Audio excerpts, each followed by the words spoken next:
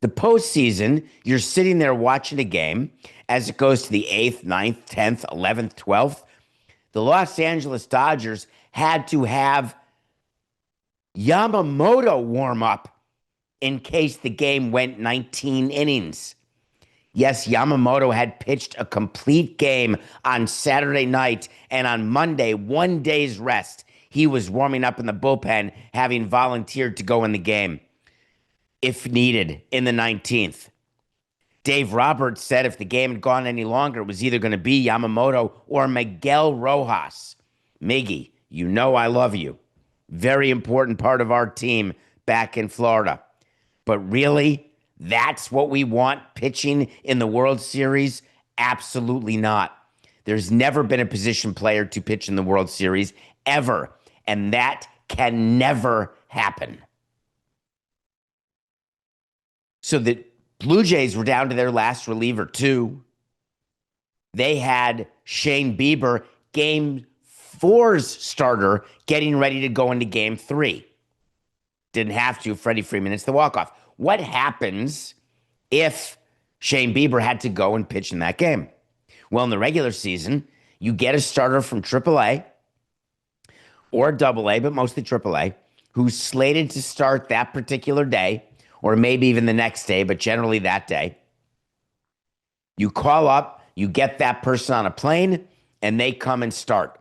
If you're forced to use tomorrow's starter today, you get tomorrow's starter from a different minor league team. In the postseason, what would we have done in game four last night if Shane Bieber had to pitch any amount of innings in game three? You have to bring back tonight's starter, game five starter. You bring him back on short rest. You completely have screwed up not just game four, but game five, game six, and game seven. Baseball is watching this happen in the World Series. They're not celebrating the drama of the instant classic. We don't sit around with the commissioner and talk about, my God, this is the greatest thing to ever happen. We talk about, how do we stop this from ever happening again? Fox is not calling up Rob and saying, oh man, I want to pay you more money. This was so great to have the extra 3 hours of game time. Chef's kiss, please let it go 22. Yes, it leads to some wacky and wild stories that you can write about, which are amazing to read about. It leads to some people getting to tell a story. Where were you at 3 a.m.? What inning did you fall asleep in? Can you imagine a World Series? I got to hear that Coca falls asleep in the 16th inning, and I'm not feeling anything other than love for the guy. But can you imagine falling asleep and stopping watching at 16 innings of a tie game? It's absurd, obviously, but totally understandable. It's the middle of the night. I'm telling you that baseball and the owners are going to get together, because last night's game, a miracle that Ohtani gets into the seventh inning, a miracle that Bieber gets into the sixth inning, bullpen saving performances by those gentlemen. But nobody in baseball is happy with what happened in game three. So they're going to get together, and as part of the new CBA, there's going to be a change.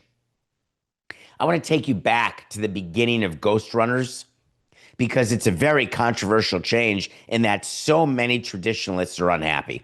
So many people believe that you are screwing with the game and you just should never do that. Of course, the other sports screw with their game all the time and no one says a word. The benefit of the ghost runner, of putting a runner on second base, no outs, is it will foment a change in strategy that will lead to the end of the game, which is what everybody wants. Don't listen to the romantics tell you that's the beautiful thing about baseball. There's no clock. It can go 6 hours. It can go 3 hours. You don't know. That's called cricket. That is not what baseball was meant to be. If you go into a broadcaster or to a fan base or to a season ticket holder and you say, you know what, we're soccer.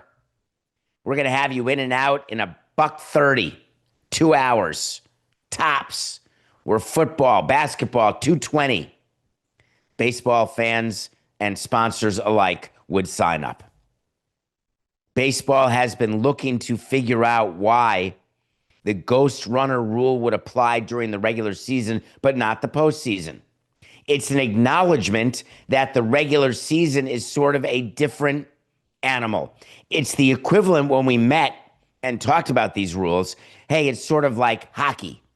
In the postseason, you'll go 4 overtimes, 5 overtimes, whatever it takes for someone to score. In the regular season, we can't do that. So we're going to go to a shootout. We're going to end in a tie if we have to, but it's going to be done quick. Baseball, they are going to get to a conversation where they are going to make their postseason and their regular season the same in terms of what the rules are.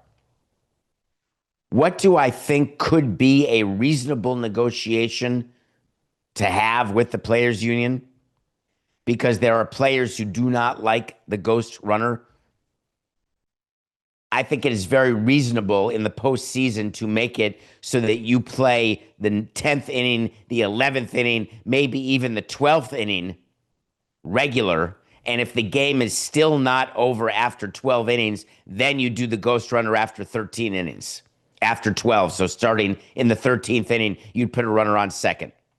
I was the one with a bunch of other people that had a really sort of aggressive view of what I wanted because I knew that extra innings was just such a problem for our team in terms of pitching. My suggestion is that in the 10th inning, you've got a runner on second and no one out. In the 11th inning, you have a runner on first and second, nobody out. But in the 12th inning, you have a runner on first, second, and third, nobody out. You want to be incentivized to play the game the right way, you got to win the game before 13 innings, because otherwise you're going to have to get out of a bases loaded, no out jam. Who's going to get out of that? It happens not often. Why was I in favor of such a thing? Because it was so critical to me to satisfy broadcasters, to satisfy sponsors, but more importantly, to satisfy me and the work that had to be done when you had to screw with the roster. So there was no downside. I'm going to tell you, Coca, there is going to be a change in baseball after that 18-inning game that I found to be incredible tension, incredible drama as a fan. 3 a.m. for me, whatever. That's a Tuesday. But for the rest of the country, no. Wait to see is when I tell you something's going to happen. If it does, fine. If it doesn't, fine. There's going to be a rule change, Coca.